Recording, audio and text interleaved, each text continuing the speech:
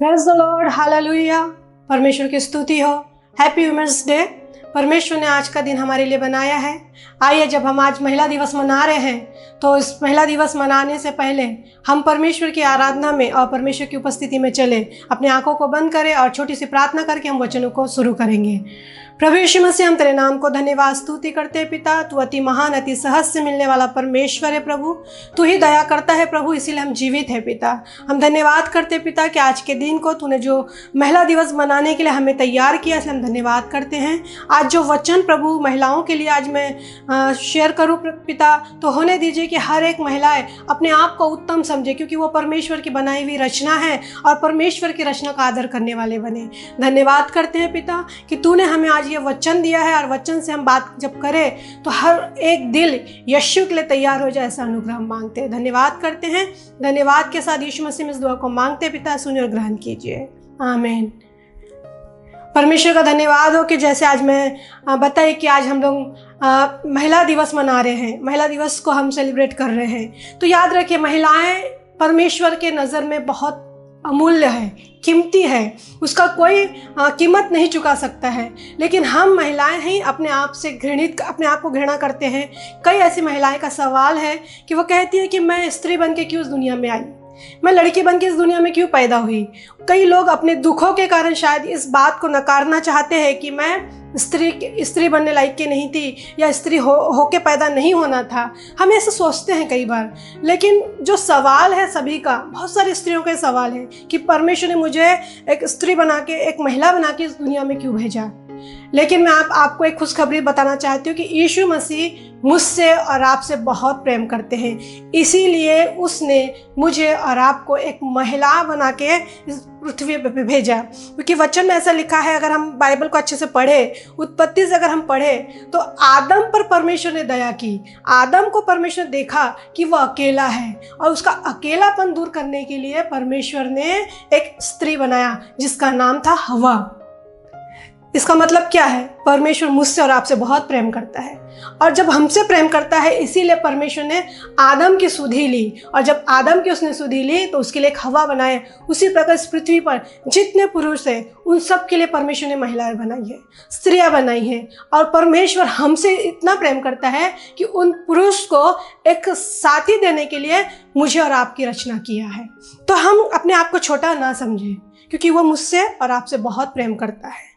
इसीलिए आज इस महिला दिवस में जो वचन मैंने लेके आई हूँ परमेश्वर के द्वारा, जो परमेश्वर ने मेरे दिल में जो बात डाली है, वही बात मैं आपको सिखाऊंगी। आज का जो मेरा विषय है कि परमेश्वर की इच्छा पूरी करने वाली महिलाएं। ये थोड़ा टाइटल बहुत बड़ा हो जाता है, लेकिन जब हम इसको सीखते हैं तब हमें पता चलता है कि सच में जब हम परमेश्वर की इच्छा पूरी करते हैं तो परमेश्वर कैसी दया हम पर करता है। जब हम परमेश्वर की आज्ञाओं को मानते हैं तो कैसा परमेश्वर हमसे प्रेम करता है। और परमेश्वर ने मुझे इसलिए बनाया क्योंकि वो मुझसे बहुत प्रेम करता है। हालेलुया। ये ना अपने मन में रखे कि मैं स्त्री ही क्यों पैदा हुई। हम स्त्रियां हैं, इसीलिए परमेश्वर ने हमें एक नई सामर्थ भी दिया है, एक नया पहचान भी दिया है। हम ये जाने कि क्यों परमेश्वर ने मुझे इस दुनिया में, इस पृथ्वी पर रखा। परमेश्वर ने आदम के लिए एक हवा बनाई, वैसे ही हम सब के लिए एक पति और एक पत्नी के सिरजा परमेश्वर ने। तो याद रखें कि मैं अकेली नहीं हूँ, मैं दुखी नहीं हूँ, मैं त्यागी नहीं गई हूँ, क्योंकि उसकी दया मुझ पर बनी है। जैसे वचन में लिखा है कि परमेश्वर ने दोनों से प्रेम बरोबर किया। जब परमेश्वर ने आदम और हवा को बनाया तो दोनों को एक ही रूप में देखा, एक ही प्रेम में देखा, और परमेश्वर ने दोनों को एक ही अनुग्रह दिया कि दोनों मिलके कलीसिया में एक जैसा परमेश्वर का काम कर सकते हैं, है ना। और जो स्त्रियां जो परमेश्वर की इच्छाओं को पूरा करती है, जो परमेश्वर की दया को परमेश्वर की आज्ञाओं को पूरा करती है, उन स्त्रियों को परमेश्वर दान वरदान से भरता है। अब जब दान वरदान की बात निकली है तो हमें ऐसा लगता है दान वरदान, परमेश्वर वो बड़े बड़े दान वरदान की हम लालसा रखते हैं। हम बहनें भी, हम स्त्रियां भी वो बड़े बड़े दान वरदान की इच्छा रखते हैं कि मैं किसी पर हाथ रखूं तो वो चंगे हो जाए, मैं किसी के लिए दुआ करूं तो उसके घर में बड़ा परिवर्तन आ जाए, मैं किसी को दुआ करूं तो वो जो मुर्दा था वो जी उठा। हम सब इस वरदान के पीछे घूम रहे हैं, लेकिन परमेश्वर ने कुछ और हमारे लिए वरदान रखा है। लेकिन ये वरदान उसी बहन को, उसी स्त्री को, उसी महिला को मिल सकता है जो परमेश्वर की इच्छा के अनुसार चलती है। क्या मैं और आप परमेश्वर की इच्छा के अनुसार चलते हैं? क्या आप सीखना चाहते हैं कि परमेश्वर ने मुझे और आपको कौन सा वरदान दिया है? हम ये बड़े बड़े वरदान के पीछे ना भागे मेरे प्यारों। हम ये ना सोचे कि मेरे हाथ रखने से वो चंगा हो जाए, मेरे हाथ रखने से वो जीवित हो जाए, मेरे हाथ रखने से वहाँ एक दुनिया बदल जाए। ये मत सोचे। ये तो परमेश्वर का अनुग्रह है। वो जिसे चाहे उसे वो वरदान दे सकता है, जिसे चाहे वो उसे इस्तेमाल कर सकता है। लेकिन एक व्यवहारिक वरदान है जो हम सब खो दिए हैं। आइए, व्यवहारिक वरदान क्या है आज उसको हम देखेंगे। परमेश्वर का व्यवहारिक वरदान यह है कि परमेश्वर चाहता है कि हम स्त्रियां इस वरदान के धुन में रहे, इस वरदान को मांगे जो परमेश्वर ने मुझे और आपको दिया है। उसका वरदान क्या है? वो चाहता है कि तुम अच्छी पत्नियां बनो। हालेलुया। ये बात थोड़ा पचेंगी नहीं, लेकिन ये सच है। हम इस वरदान को नहीं मांगते, व्यवहारिक वरदान को जीना नहीं चाहते। जो परमेश्वर ने जो परिवार बनाया उसको हम जीना नहीं चाहते।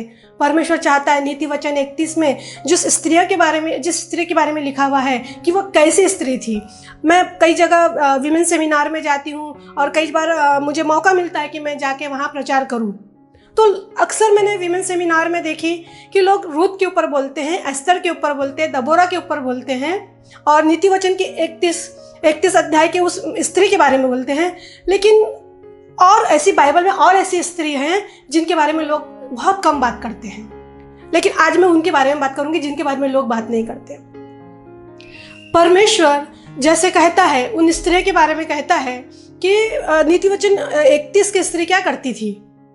वो झट उठ जाती थी और अपने घर की सुधि लेती थी।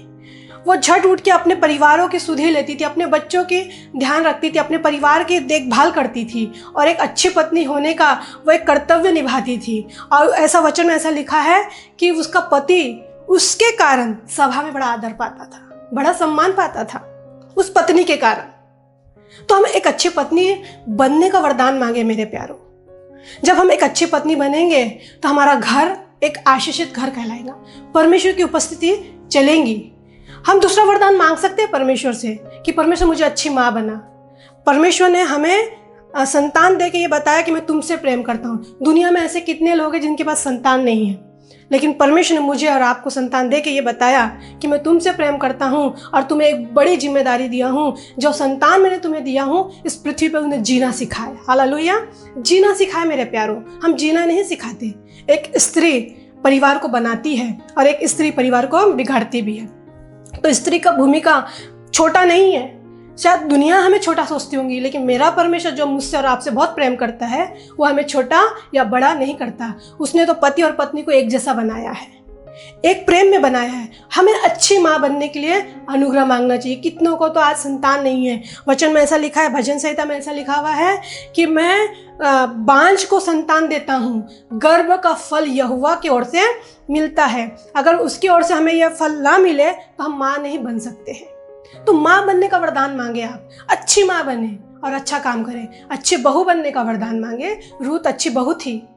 अच्छे सास बनने का वरदान मांगे जिससे परिवार में शांति बने रहे। अच्छी बेटी बनने का वरदान मांगे कि मैं अच्छी बेटी बनूं जिससे मेरा परिवार का कभी भी कोई मैं ऐसा गलत कदम नहीं उठाऊं जिससे मेरा परिवार दुखित हो जाए। परमेश्वर ने बहुत सारे वरदान हमें दिए हैं, बहुत सारे हमें काम दिए हैं, लेकिन हम इस काम का उपयोग नहीं करते हैं। इसीलिए परिवार में कई बार झगड़े और लड़ाइयाँ और तनाव बना रहता है। हम उन बड़े वरदानों की ओर निहार रहे हैं जहाँ मेरी तारीफ हो, जहाँ मेरी बड़ाई हो, कि मैं हाथ रख के दुआ करूँ वो चंगा हो जाए। नहीं, इससे कोई फ़ायदा नहीं होने वाला है। इससे सिर्फ एक सामाजिक काम बढ़ेगा, लेकिन जो फैमिली जो है वो फैमिली बिगड़ रही है हमारे स्वभाव के कारण। हमारे अच्छे व्यवहार नहीं होने के कारण परिवार खराब हो जाती है। तो अच्छे परिवार बनने के लिए, अच्छे परिवार में ग्रोथ करने के लिए ये वरदान जरूरी है, व्यवहारिक वरदान। ये वरदान मांगे मेरी बहनें, जितने लोग सुन रहे हैं, आज के बाद ये दुआ करना शुरू कर दे कि परमेश्वर मुझे अच्छी पत्नी बना, मुझे अच्छी माँ बना, मुझे अच्छी बेटी बना, मुझे अच्छी सास बना और मुझे अच्छी बहू बना। जब हम ये बोलना शुरू कर देंगे परमेश्वर हमारे जीवन में काम करना शुरू करेगा और ऐसे ही करते करते एक दिन हमारा परिवार सुखी परिवार और शांति का परिवार कहलाएगा। विमेंस डे हम इसलिए सेलिब्रेट कर रहे हैं कि विमेंस को ये पता चले कि मेरी भूमिका क्या है। हम हमारी भूमिका छोड़ के हम उस भूमिका को निभाना चाहते हैं जो है ही नहीं, जो है ही नहीं। हम सब लोग वो चांद तारे को निहारते हैं, लेकिन जो पास में एक छोटा सा गुलाब का फूल लगा है उसे कोई नहीं निहार रहा है। क्यों चांद तारे तोड़ने की इच्छा रखते हो? छोटा फूल जो गुलाब का फूल लगा है, जो चमेली का फूल लगा है, उसे क्यों नहीं निहार रहे? क्योंकि हमें अच्छा नहीं लगता कि हम छोटे तरफ जाएं। हमें उस बड़े तरफ जाना पसंद है, उस बड़े चीज़ को करना पसंद है। इससे परमेश्वर खुश नहीं होगा। वो तो परमेश्वर का अनुग्रह है, वो परमेश्वर की इच्छा है कि वो जिसे जैसा इस्तेमाल करे वो उसको ऐसा वरदान देगा। लेकिन आज हमारी पहचान ये है कि परमेश्वर ने परिवार बनाने के लिए मुझे और आपकी सृष्टि की है। आदम के साथ रहने के लिए मेरी और आपकी सृष्टि की गई है। तो आप कम नहीं हो, क्योंकि आदम अकेला था और आदम को एक संगति की जरूरत थी, और उसकी संगति परमेश्वर ने स्त्री देके किया कि उसकी संगति उसकी बरोबरी की हो। ये दुनिया वाले कहते हैं कि पत्नियां, स्त्रियां, औरतें सब छोटी हैं, लेकिन मेरा प्रभु मुझसे और आपसे बहुत प्रेम करता है, इसीलिए उसकी नज़र में कोई छोटा या बड़ा नहीं है। हम अच्छी माँ बन सकते हैं, हम अच्छी स्त्रियां बन सकते हैं केवल परमेश्वर के आधार पर, क्योंकि उसका प्रेम हमें अच्छा होने के लिए प्रेरित करता है। और उसका प्रेम यही है कि उसने हमें दान वरदान दिया है। वो बात अलग है कि हम उसके दान वरदान को नहीं चमकाते। मैं कुछ स्त्रियों के उदाहरण दे के आपको बताना चाहूँगी कि परमेश्वर ने उन स्त्रियों का घर कैसा बसाया, उन स्त्रियों का घर कैसा बचाया जिसने परमेश्वर की इच्छा पर चली, जिसने परमेश्वर की आज्ञाओं को पूरा की, जिसने परमेश्वर का भय मान का अपना जीवन निर्वाह किया और परमेश्वर के साथ चले, उनका घर कैसा बचा। आइए मैं कुछ स्त्रियों के नाम बताऊंगी, उनके द्वारा हम कुछ वचनों से सीखेंगे कि परमेश्वर कैसा उनसे प्रेम किया और उनका घर बसा। हम पहले एक स्त्री के बारे में देखेंगे जो मरियम थी, जो यीशु मसीह की माँ थी, और हम सब पहचानते हैं उसे, पहचानते हैं ना। हम लोग सब बोलते हैं। अभी आप सोच रहे होंगे कि आज ये महिला दिवस में, विमेंस डे में, ये मरियम के बारे में क्यों बताया जा रहा है। अगर बताना था तो आप दबोरा के बारे में बताना था, आप सोचते होंगे एस्तर के बारे में बताना था, रूत के बारे में बताना था। लेकिन मैं प्यारों में एक बात बताना चाहती हूँ, मैं एक आज अलग टॉपिक बताना चाहती हूँ। हम कई मीटिंगों में सुनते हैं एस्तर, दबोरा, रूत, इनके बारे में सुनते हैं, लेकिन आज मैं एक ऐसी स्त्री के बारे में बताऊंगी जिसका घर परमेश्वर ने बसाया। हालेलुया। मरियम में यहाँ है यीशु मसीह की माँ। अब यीशु मसीह की माँ की चर्चा सिर्फ 2 या 3 बार ही होती है। एक तो होती है यीशु मसीह के जन्म के दिन में, क्रिसमस के समय, एक तो होती है गुड फ्राइडे, ईस्टर के समय, या फिर बीच में कभी हो जाती है। लेकिन ये खास मुद्दा है जो आज कि यीशु मसीह की जो माँ थी मरियम, उसका घर परमेश्वर ने कैसे बसाया। जब यीशु मसीह इस दुनिया में आने वाले थे, सृष्टिकर्ता इस दुनिया में आने वाले थे, उन्होंने एक स्त्री का चुनाव किया। परमेश्वर ने एक स्त्री का चुनाव किया, उसका नाम मरियम है। और मरियम सबसे बड़ी भूमिका निभा रही है इस पृथ्वी के लिए। हम उनसे भूल जाते हैं, सबसे बड़ी भूमिका निभा रही है। आइए उस भूमिका को हम देखेंगे। लूका 1 उसका 26 से हम 38 तक पढ़ेंगे, लेकिन इतने लंबा वचन पढ़ने में हमारा समय काफ़ी चले जाता है। लेकिन हम कुछ इसमें हम पढ़ लेंगे जिससे हम समझ में आएगा कि यीशु मसीह के जन्म के बारे में यहाँ क्या कहा जा रहा है। पढ़ेंगे। 6वें महीने में परमेश्वर की ओर से जिब्राइल स्वर्गदूत गलील के नासरत नगर में एक कुंवारी के पास भेजा गया, जिसकी मंगनी यूसुफ नामक दाऊद के घराने के एक पुरुष से हुई थी। हम यहाँ जो देख रहे हैं कि मरियम की जो सगाई हुई थी वो किससे हुआ था? यूसुफ से हुआ था। और परमेश्वर का एक स्वर्गदूत उसके पास आया, मरियम के पास आया, और वो उससे बातें कर रहा है। आगे। उस कुंवारी का नाम मरियम था। स्वर्गदूत ने उसके पास भीतर आकर कहा, आनंद और जय तेरी हो, जिस पर ईश्वर का अनुग्रह हुआ है। जिस पर ईश्वर का अनुग्रह हुआ। हालेलुया। मुझ पर और आप पर ईश्वर का अनुग्रह हुआ, इसीलिए आज हम अपने सृष्टिकर्ता को जान सक रहे हैं, है ना। वो अनुग्रह की बातें हैं। मरियम पर इसका परमेश्वर का अनुग्रह हुआ। आगे। प्रभु तेरा साथ है। वह उस वचन से बहुत घबरा गई और सोचने लगी कि यह किस प्रकार का अभिवादन है। वो अचानक से डर गई, घबरा गई, और ये कैसा एक अभिवादन है मेरे प्रति, मेरे मतलब सुनाई आ रहा है मुझे। आगे। स्वर्गदूत ने उससे कहा, हे मरियम, भयभीत न हो, क्योंकि परमेश्वर का अनुग्रह तुझ पर हुआ है।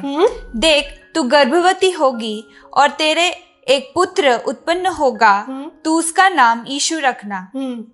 वह महान होगा और परम प्रधान का पुत्र कहलाएगा और प्रभु परमेश्वर उसके पिता दाऊद का सिंहासन उसको देगा। यहाँ मरियम और स्वर्गदूत का चर्चा हो रहा है कि वो कैसा होगा और कहाँ से आएगा और वो कैसा पवित्र आत्मा से भरी जाएंगी और कैसा वो पुत्र होगा, उसका नाम क्या होगा, ये सब बताया जा रहा है आगे। और वह याकूब के घराने पर सदा राज्य करेगा और उसके राज्य का अंत न होगा। मरियम ने स्वर्गदूत से कहा, यह कैसे होगा? मरियम कहती है कि ये कैसा होगा। आगे, मैं तो पुरुष को जानती ही नहीं। मैं तो कोई पुरुष को जानती नहीं, मैं अभी तक तो मेरी सिर्फ सगाई हुई है, मेरे मेरे मेरे द्वारा एक पुत्र कैसा पैदा होगा। आगे, स्वर्गदूत ने उसको उत्तर दिया, पवित्र आत्मा तुझ पर उतरेगा और परम प्रधान की सामर्थ तुझ पर छाया करेगी, इसलिए वह पवित्र जो उत्पन्न होने वाला है परमेश्वर का पुत्र कहलाएगा। वो परमेश्वर का पुत्र कहलाएगा। तेरे अंदर जो पवित्र आत्मा आएगा उसके द्वारा वो पुत्र आएगा पृथ्वी पर और परमेश्वर उसके क्या बोलते उसकी महिमा करेगा। आगे, और देख तेरी कुटुंबिनी इलिशिबा के भी बुढ़ापे में पुत्र होने वाला है। यहाँ इलिशिबा के बारे में बताया जा रहा है। यही संदेश जकरिया के पास गया था और यही संदेश मरियम के पास आया, लेकिन जकरिया जो मंदिर में जाता था और बाहर निकलना भी उससे अच्छे से आता था, उसने विश्वास करने में असक्षम रहा, उसने विश्वास नहीं कर पाया, इसीलिए वो जब तक यूहन्ना पैदा नहीं हुआ जब तक वो गूंगा बना रहा, क्योंकि उसने कहा ये कैसा हो सकता है। किसने? जकरिया ने कहा था।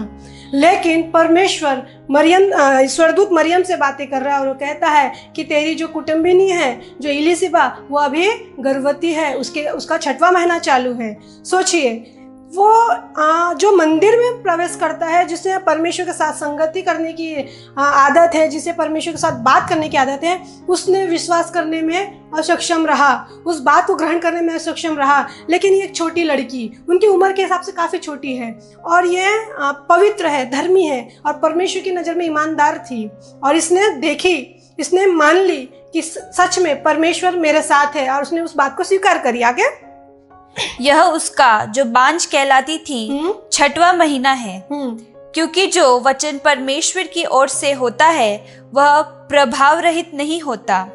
मरियम ने कहा, देख मैं प्रभु की दासी हूँ, मुझे तेरे वचन के अनुसार हो। तब स्वर्गदूत उसके पास से चला गया। मरियम ने कहा, देख मैं प्रभु तेरी दासी हूँ, तेरे वचन के अनुसार हो। हालेलुया। वचन की आज्ञा जब हम मानते हैं मेरे प्यारों, याद रखें हमें आशीष मिलती है। सबसे बड़ा वचन में ऐसा लिखा है कि परमेश्वर यीशु मसीह ने अपने नाम से बढ़कर अगर किसी का आदर किया है तो वो वचन है। मरियम ने उसे स्वीकार कर ली, उसने बहाने नहीं की, उसने टालम टोल नहीं की, उसने ये नहीं बताई कि मैं तो अभी कुंवारी हूँ, मेरा नाम बदनाम हो जाएगा, मेरा ये हो जाएगा, मेरा वो हो जाएगा। उसने कहा मैं परमेश्वर की दासी हूँ। हालेलुया, मैं परमेश्वर की दासी हूँ, मुझे तेरे वचन के अनुसार हो। जब ये बातें यूसुफ को पता चली तो यूसुफ उसको छोड़ना चाहता था, क्योंकि यूसुफ धर्मी था और मरियम को बदनाम करना नहीं चाहता था। लेकिन जिस घड़ी मरियम ने कहा कि तेरे वचन के अनुसार मेरे जीवन में हो, उसी घड़ी परमेश्वर ने यूसुफ के मन में भी काम किया कि देख मरियम पवित्र आत्मा के द्वारा गर्भवती हुई है, तू उसे छोड़ मत।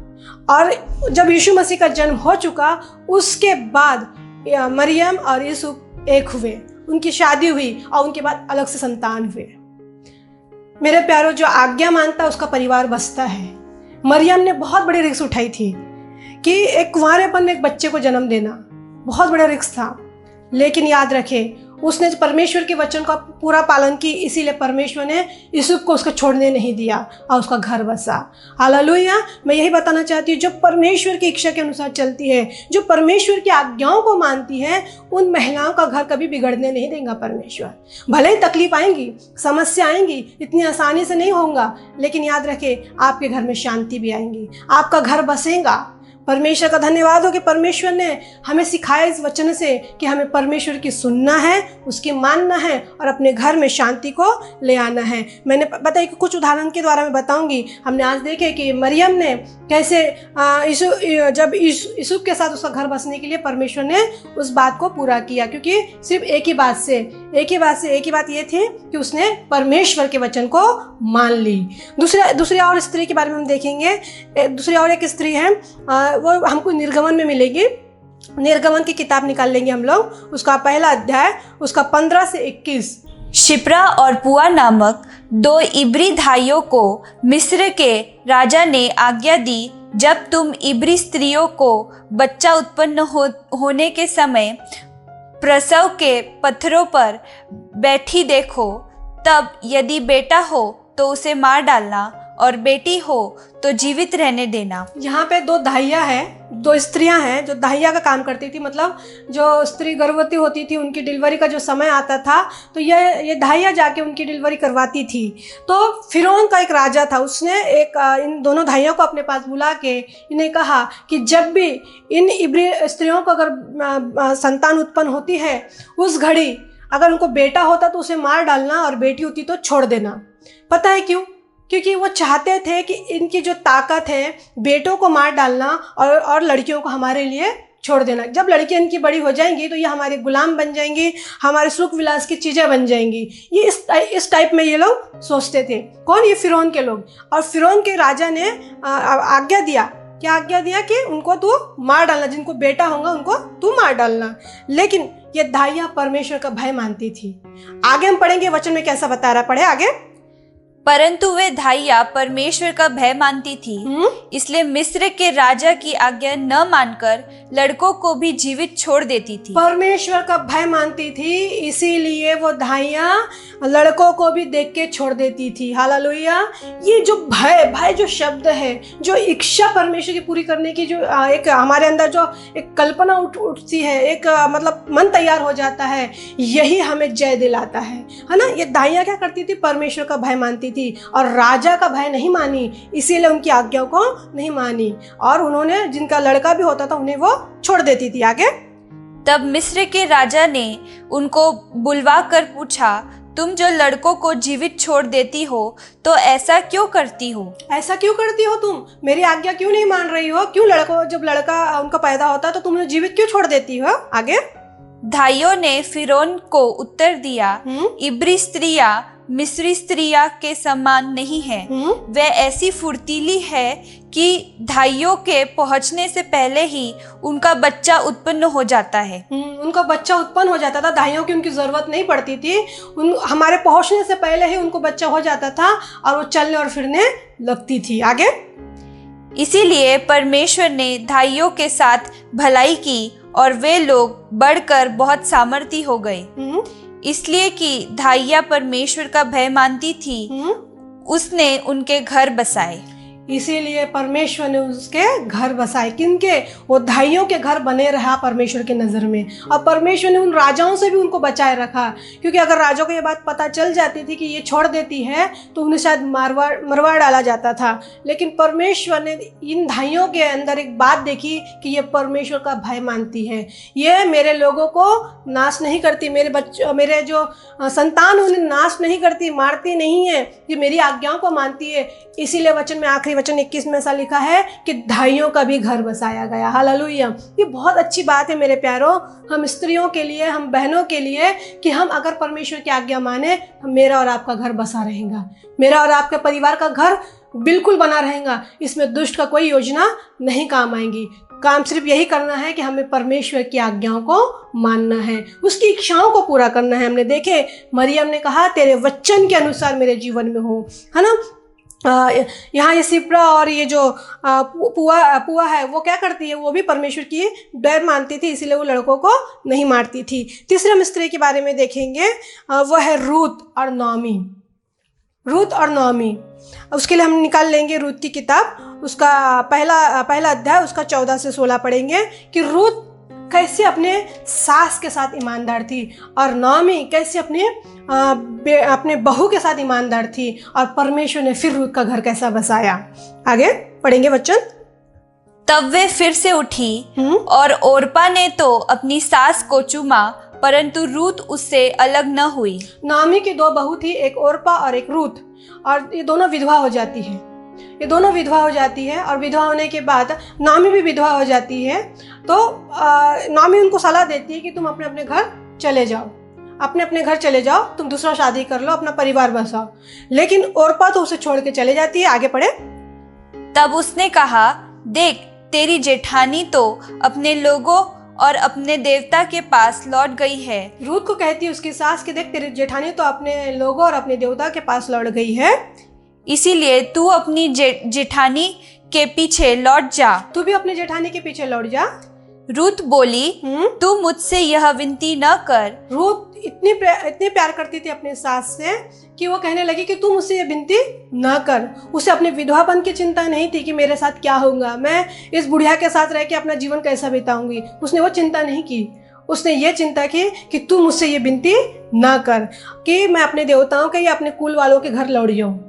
आगे, कि मुझे त्याग या छोड़कर लौट जा, क्योंकि जिधर तू जाए उधर मैं भी जाऊंगी। रूत कहती है अपनी सास को, नामी को कहती है, तू जिधर जाएंगी उधर मैं जाऊंगी। जहाँ तू टिके वहाँ मैं भी टिकूंगी। जहाँ तू टिकेंगी मतलब जहाँ तू ठहरेंगी, जहाँ तू रहेंगी वहाँ मैं रहूंगी। तेरे लोग मेरे लोग होंगे, तेरे लोग मेरे लोग होंगे, और तेरा परमेश्वर मेरा परमेश्वर होगा। हालेलुया। तेरा परमेश्वर मेरा परमेश्वर होगा। ये सबसे बड़ी खास बात है मेरे प्यारों। उसने परमेश्वर को जान ली थी। वो एक अन्य जाति में की आई हुई स्त्री थी, फिर भी उसने परमेश्वर को इतना अच्छा जान ली थी कि उसने नाओमी के साथ एक ऐसा संबंध बना के रखी कि तू मुझे छोड़ने को मत कहे, मुझे यहाँ से जाने को मत कहे, मुझे यहाँ से निकल जाने को मत कहे। मेरी जेठानी गई तो गई, वो अपने ईश्वर के पास लौट गई तो लौट गई, लेकिन मैं तेरा परमेश्वर, जो तेरा परमेश्वर वो मेरा परमेश्वर अब कहलाएगा। लेकिन यहाँ सिर्फ यही बात खत्म नहीं होती है। नामी ने भी उसके लिए बहुत प्यार की। वो ये एक ऐसी कहानी है बाइबल में जो सास और बहू का प्रेम एक माँ बेटी से भी बढ़कर दिखाया जाता है। बहू ने शुरुआत तो बहू ने की कि मुझे तू अलग जाने का मत कहे, मैं तेरे साथ ही मरूंगी और तेरे साथ ही जीऊंगी। लेकिन नामी भी कम नहीं रही। नामी ने भी उसके लिए एक नया ठिकाना ढूंढा, एक नया ठौर ढूंढा, एक नया घर ढूंढा कि उसको ये विधवापन के जीवन से छुटकारा दे। इसके हम वचन देखेंगे। रूत 3 उसका 1। नामी क्या कहती है? रूत की किताब 3 अध्याय उसका 1 वचन, पहला वचन। उसकी सास नाओमी ने उससे कहा, हे मेरी बेटी, क्या मैं तेरे लिए ठाव न ढूंढ कि तेरा भला हो? देखो, पहले तो बहू ने अपना वायदा निभाई कि मैं तेरे साथ साथ चलूंगी। दूसरा, रूत को अब सास उसको कहती है, बहू नहीं कहती है, उसे कहती है, हे मेरी बेटी, क्या मैं तेरे लिए एक ठहरने का एक ठाव, एक घर, एक परिवार ना ढूंढूं, तेरे रहने के लिए कोई स्थान ना बनाऊं? वो भी उससे बहुत प्रेम करती है और वो उसका विधवापन को उतारना चाहती थी और उसके विधवापन उतार के उसे फिर से एक परिवार को देना चाहती थी। ये सास बहू इतनी अच्छी जोड़ी है कि हम बनना भी चाहे तो नहीं बनते हैं, लेकिन वही बनेंगे जो परमेश्वर की इच्छा पूरी करने की इच्छा रखते हैं, है ना। तो एक और देखेंगे, एक वचन उसमें हम देखेंगे कि रूत की शादी कैसी परमेश्वर करवाता है। उसका 4 अध्याय, रूत की 4 अध्याय निकालेंगे, उसका 13 से 15 देखेंगे हम लोग। तब बोअज ने रूत से विवाह कर लिया और वह उसकी पत्नी हो गई। और जब वह उसके पास गया तब यहोवा की दया से उसको गर्भ रहा और उसका एक बेटा उत्पन्न हुआ। तब स्त्रियों ने नाओमी से कहा, यहोवा धन्य है जिसने तुझे आज छुड़ाने वाले कुटुंबी के बिना नहीं छोड़ा। इज़राइल में इसका बड़ा नाम हो और यह तेरे जी में जी ले आने वाला और तेरा बुढ़ापे में पालने वाला हो, क्योंकि तेरी बहू जो तुझसे प्रेम रखती और 7 बेटों से भी तेरे लिए श्रेष्ठ है, उसी का यह बेटा है। हालेलुया। परमेश्वर का धन्यवाद हो कि परमेश्वर ने रूत को घर बसाने वाला बनाया, है ना।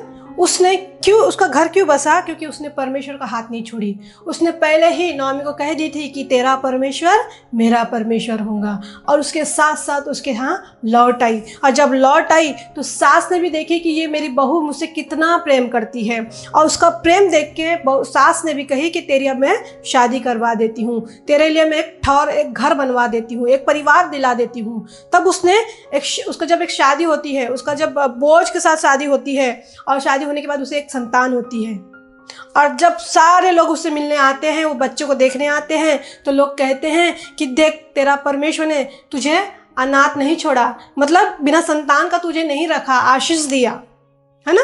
नॉमी को कहते हैं तेरी बहू तो तेरे 7 बेटों से भी श्रेष्ठ बनी। हालेलुया। एक बहू उनके घर के 7 बेटों से भी बढ़कर बन सकती है, अगर ये सास बहू का संबंध बहुत अच्छा हो जाए तो याद रखें मेरे प्यारों, हम कभी यह ना कहे कि मुझे परमेश्वर ने स्त्री क्यों बनाया। परमेश्वर ने आपको बहुत सारे रिश्ते से बनाया है, और बहुत सारे रिश्ते को निभाना सिखा रहा है, और हम केवल वचन से ही सीख सकते हैं। अगर वचन को हम समझेंगे तो ही वचन से हम सीख पाएंगे और समझ पाएंगे। जैसे रूत और नॉमी अपने हर एक पड़ाव में परमेश्वर का हाथ पकड़े रही, परमेश्वर की इच्छा करके चलती रही, इसलिए उनका घर बसाया गया। हम तीन बात देखे हमने। पहले हम यीशु की माँ मरियम के बारे में हमने देखे, फिर 2 दाहियाँ के बारे में देखे हमने, और तीसरा हमने रूत और नॉमी के बारे में देखी। हम चौथा देखेंगे राहाब वेश्या। राहाब वेश्या के बारे में हम सब लोग जानते हैं, हम जानते हैं राहाब वेश्या के बारे में, है ना। राहाब वेश्या ने भेदियों को अपने घर में छुपा रखा था, और जब वो छुपा रखा था तो उनसे उन्हें वाचा बांधी थी कि अगर तुम यहाँ से सही सलामत लौट जाओ, और जब यरीहो में लौट के आओगे, और जब यहाँ युद्ध होगा, युद्ध में मुझे और मेरे परिवार को तू नाश नहीं करेगा, है ना। यहोशू निकाल लेंगे हम लोग। यहोशू उसका 2 अध्याय 12 से 15। अब मैंने जो तुम पर दया की है, इसलिए मुझसे यहोवा की शपथ खाओ कि तुम भी मेरे पिता के घराने पर दया करोगे, और इसका सच्चा चिन्ह मुझे दो कि तुम मेरे माता पिता, भाइयों और बहनों को, और जो कुछ उनका है उन सबों को भी जीवित रख छोड़ो, और हम सबों का प्राण मरने से बचाओगे। तब उन पुरुषों ने उससे कहा, यदि तू हमारी यह बात किसी पर प्रकट न करे तो तुम्हारे प्राण के बदले हमारा प्राण जाए, और जब यहोवा हमको यह देश देगा तब हम तेरे साथ कृपा और सच्चाई से बर्ताव करेंगे। तेरे साथ कृपा और सच्चाई से बर्ताव करेंगे। जब 2 भेदियों को इस राहाब वेश्या ने अपने घर में छुपा रखी थी, और जब वह नगर के लोग जब उसे ढूंढने आए तो उन्हें बताई नहीं, उसने छुपा के रखी थी, और उसने वाचा बांधी उनसे कि जब तुम्हारा परमेश्वर ये देश को तुम्हारे हाथ में कर दे तो मुझे, मेरे पिता के घराने को, मेरे परिवार को, मेरी बहन, मेरे रिश्तेदारों को बचाए। अगर तुम मुझे बचाओगे तो मैं भी तुम्हें बचाऊंगी। तो परमेश्वर ने इस राहाब वेश्या का भी घर बसाया मेरे प्यारों, जिसकी कोई गिनती नहीं होती है दुनिया में। हम उनको एक कूड़ा कचरा जैसे समझते हैं, जिनकी कोई वैल्यू नहीं है। परमेश्वर उसकी भी दया करता है, उस पर भी अनुग्रह करता है, उनका भी घर बसाता है ना। जब ये भेदियों ने वहाँ से निकले, उसका एक 16 वचन, आखिरी का वचन पढ़ ले उसमें, जो 15 के बाद 16 का आखिरी वचन। और उसने उनसे कहा, पहाड़ को चले जाओ, ऐसा न हो कि खोजने वाले तुमको पाए, इसलिए जब तक तुम्हारे खोजने वाले लौट न आए तब तक, अर्थात 3 दिन वही छिपे रहना, उसके बाद अपना मार्ग लेना। छुपने का भी रास्ता बता दी उसने कि कहाँ छुपना है, और 3 दिन के बाद वहाँ से निकल के तुम अपने मार्ग में चले जाना। इस राहाब ने उनको बचा के रखी, जिसके घर जाके लोगों का बचना मुश्किल होता है, लेकिन इसने परमेश्वर को जान चुकी थी। ये जान चुकी थी कि परमेश्वर, इनका परमेश्वर कितना महान है, इन पुरुषों को मैंने हाथ भी नहीं लगाना है। और जब वो भेदिए जब वापस जाते हैं और सब बातें जब यहोशू को सब बात बता देते हैं, तब यहोशू कहता है उस पर दया की जाएंगी। एक वचन आखिरी हम पढ़ेंगे उसी में, 6वां उसी का, यहोशू का 6वां अध्याय, उसका 25 वचन में, जब यरीहो के ऊपर जब वो लोग ने विजय पाए तो कैसे राहाब वेश्या का घर बचा लिया गया था।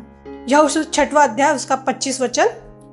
और यहोशू ने राहाब वेश्या और उसके पिता के घराने को, वरन उसके सब लोगों को जीवित छोड़ दिया, और आज तक उसका वंश इज़राइलियों के बीच में रहता है, क्योंकि जो दूत यहोशू ने यरीहो का भेद लेने को भेजे थे उनको उसने छिपा रखा था। हालेलुया। जो दूतों को उसने छुपा रखी थी वो राहाब ने, उनको परमेश्वर ने यहोशू के द्वारा बचा लिया था, क्योंकि इस स्त्री को परमेश्वर के बारे में जानकारी हो चुकी थी कि इसने परमेश्वर की चर्चा सुन ली थी कि कैसा तुम्हारे परमेश्वर ने लाल समुद्र को 2 भाग में बांट दिया था, कैसा तुम्हारा परमेश्वर ने चमत्कार करके तुम्हें ये देश तक ले आया। और आज हमें विश्वास है इस नगर के लोग तुमसे डर रहे हैं, क्योंकि जब यरीहो घेरा गया और तोड़ा गया, उसी घड़ी वहाँ जब जय जयकार हुई तब सिर्फ इसी परिवार को बचाया गया, राहाब के परिवार को बचाया गया मेरे प्यारों। और आज के तारीख में वो परिवार पाया जाता है, इजरायलियों के बीच में चला जाता है, पाया जाता है, ऐसा लिखा है वचन में। तो परमेश्वर ने राहाब के भी घर को बसाया। हमने चौथा पॉइंट देखे, चौथा उदाहरण हमने देखे कि परमेश्वर ने राहाब के भी घर को बसाया। पांचवा और आखिरी पॉइंट हम देखेंगे। पांचवा जो उदाहरण है, परमेश्वर कहता है कि हम कलीसिया के लिए भी वो परमेश्वर, कलीसिया एक दुल्हन है और कलीसिया में पुरुष स्त्री का कोई भेद नहीं है। परमेश्वर की दुल्हन कलीसिया है और कलीसिया में जो स्त्री और पुरुष है, पुरुष भी परमेश्वर की दुल्हन है। और जो चाहता है कि वो परमेश्वर के साथ चले और अपना जीवन बिताए, उसका घर बसाया जाए। उसका घर कहाँ बसने वाला है? क्या यहाँ बसने वाला है, पृथ्वी पर बसने वाला है? उसका घर अंतिम घर होगा स्वर्ग, और जो उसके आज्ञाओं को मानेगा उसी को स्वर्ग मिलेगा, है ना। वचन में देखेंगे, हम पढ़ेंगे प्रकाशित वाक्य 21 उसका 9 वचन क्या कहता है। फिर जिन 7 स्वर्गदूतों के पास 7 अंतिम विपत्तियों से भरे हुए 7 कटोरे थे, उनमें से एक मेरे पास आया और मेरे साथ बातें करके कहा, इधर आ, मैं तुझे दुल्हन अर्थात मेमने की पत्नी दिखाऊंगा। अर्थात मेमने की पत्नी, मेमने की दुल्हन कौन है? मेमने की दुल्हन कलीसिया है, मैं हूँ, आप है, हम सब मेमने की उस दुल्हन है। और परमेश्वर चाहता है कि हम उसकी आज्ञाओं को माने, उसकी इच्छाओं को माने। और कलीसिया के लिए आज यही है कि कलीसिया केवल और केवल और केवल परमेश्वर की सुने, उसके अनुग्रह को समझे, उसके अनुसार जीवन जिए और स्वर्ग जाने की तैयारी करें, क्योंकि अंतिम समय और अंतिम युग आ चुका है। और अगर हम सच में कलीसिया है तो कलीसिया उसकी दुल्हन है, और दुल्हन में कोई दाग और झुर्रियाँ नहीं रह सकती, मतलब कोई पाप और कोई ऐसी चीज़ें नहीं रह सकती जिसको स्वर्ग जाने में रुकावट आ सकती है। तो मैंने बताई कि परमेश्वर ने हमें स्त्री बनाया है, इसीलिए हमें घमंड करना है कि परमेश्वर की मैं रचना हूँ। मुझे इसमें दुख नहीं होना है कि परमेश्वर ने मुझे क्यों स्त्री बनाया है, क्यों मुझे लड़की बनाया है, इसमें हमें दुखी नहीं होना है। हमें इसमें आनंदित होना कि महिला दिवस में परमेश्वर ने मुझे ये बात बताया कि मुझे परमेश्वर ने माँ बनने के लिए बुलाया, मुझे अच्छी पत्नी बनने के लिए बुलाया, मुझे अच्छी बेटी बनने के लिए, अच्छी बहू, अच्छी सास बनने के लिए बुलाया है, जिसके कारण मेरा और आपका घर बसेगा। हालेलुया। और अपने घर बसाना चाहते हो तो अपने जीवन को परमेश्वर के अनुसार और परमेश्वर की इच्छा के अनुसार चलाए। आइए, आज जो ये महिला दिवस के अवसर पर मैंने ये वचन बताई हूँ कि हमें परमेश्वर की इच्छा को पूरी करने वाली महिला बनना है, तो आइए हम परमेश्वर को पुकारें, अपने मन को तैयार करें और परमेश्वर की इच्छा के अनुसार हम चलने वाले बने।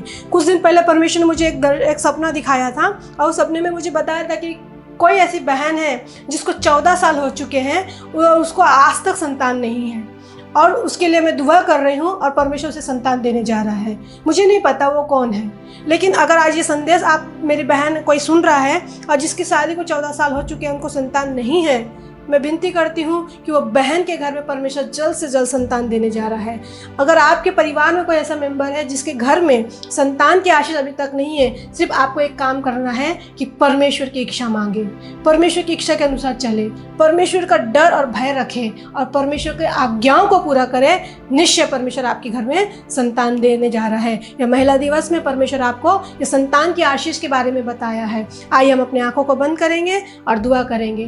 प्रभु यीशु मसीह, हम तेरे नाम को धन्यवाद, स्तुति, तारीफ, बड़ाई, प्रशंसा करते हैं। पिता, तू अति महान, अति सहज से मिलने वाला परमेश्वर है। प्रभु, हमने जाने पिता कि हमारी वैल्यू तेरे नज़र में बहुत है, बहुत अनमोल है। प्रभु जी, हमने जान लिया प्रभु कि तू हमसे इतना प्रेम करता है कि तूने हम अपना प्रेम को प्रकट करने के लिए प्रभु जी इस पृथ्वी पर पहली एक स्त्री को चुना प्रभु जी, और सृष्टिकर्ता के रूप में उसके घर से, उसके परिवार से आया प्रभु जी। इसलिए हम धन्यवाद देते हैं प्रभु जी। हम तेरा अनुग्रह और तेरी दया को देखने वाले बने। तो स्त्रियों को कभी भी प्रभु जी ऐसा खराब या कुछ व्यर्थ चीज़ नहीं समझता है प्रभु जी, लेकिन उनको प्रभु बहुत प्रेम, उनका बहुत आदर करता है प्रभु। इसलिए हम तुझे धन्यवाद देते हैं। मेरी जितनी बहनें हैं प्रभु जो अब कहती है कि मैं स्त्री बन के क्यों पैदा हुई, मैं लड़की बन के क्यों पैदा हुई, आज उनके लिए एक नई आशा बन जाए प्रभु जी, एक नई आशीष बन के आए प्रभु जी, और वो कहे कि सच में परमेश्वर ने मुझे एक अच्छी माँ बनने के लिए बुलाया है, मुझे एक अच्छी पत्नी, एक अच्छी बेटी, एक अच्छी बहन बनने के लिए बुलाया है,